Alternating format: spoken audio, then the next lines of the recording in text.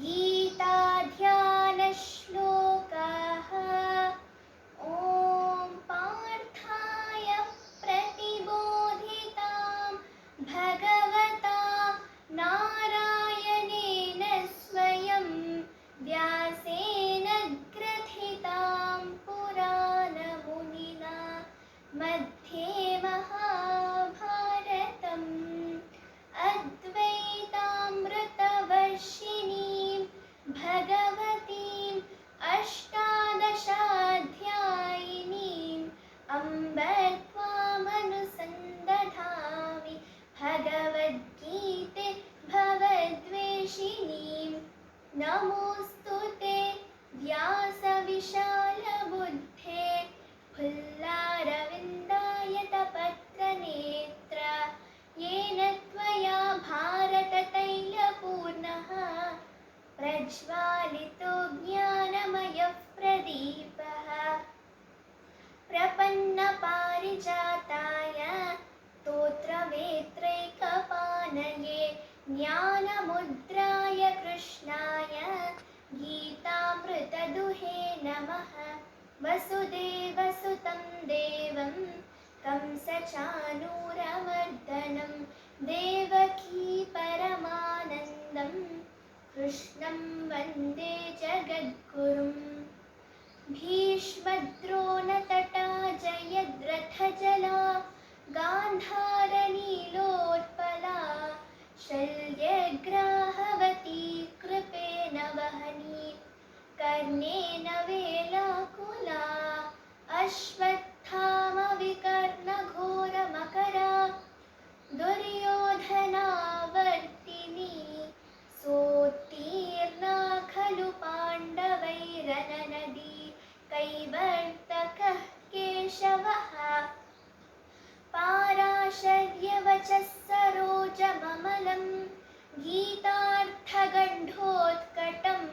नानाख्यानककेसरं हरिकथा सम्बोधनाबोधितं लोके षज्जनषट्पदैरहरहः पेपीयमानं मुदा भूयाद्भारतपङ्कजं कलिमला प्रध्वंसि न श्रेयसे मूकं करोति वाचालं पङ्गुं लङ्घयते गिरिं यत्कृपातमहं वन्दे परमानन्दमाधवं शान्ताकारं भुजगशयनं पद्मनाभं सुरेशं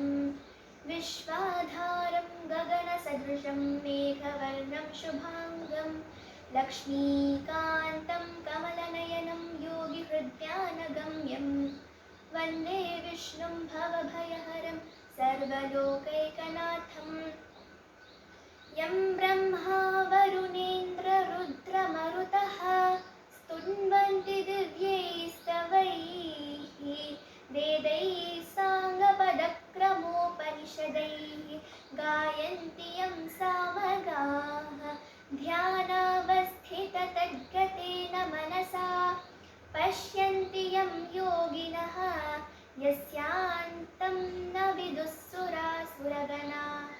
देवाय तस्मै नमः। नारायणं नमस्कृत्य नरं चैव नरोत्तमं देवीं सरस्वतीं व्यासं ततो जयमुदीरयेत् सच्चिदानन्दरूपाय कृष्णायाखिष्टकारिणे नमो वेदान्तवेद्याय गुरवे बुद्धिसाक्षिणे सर्वोपनिषदो गावः दोग्धा गोपालनन्दनः पार्थो वत्सः सुधीर्भोक्ता दुग्धं गीतामृतं महत् गीताशास्त्रमिदं पुण्यं यः पठेत् प्रयतः पुमान् विष्णोः पदमवाप्नोति भयशोकादिवर्जितः एकं शास्त्रं देवकीपुत्रगीतम् एको देवो देवकीपुत्र एव एको मन्त्रस्तस्य नामानि यानि कर्माप्येकं तस्य देवस्य सेवा। ॐ श्री कृष्णाय परम परमात्मने नमः।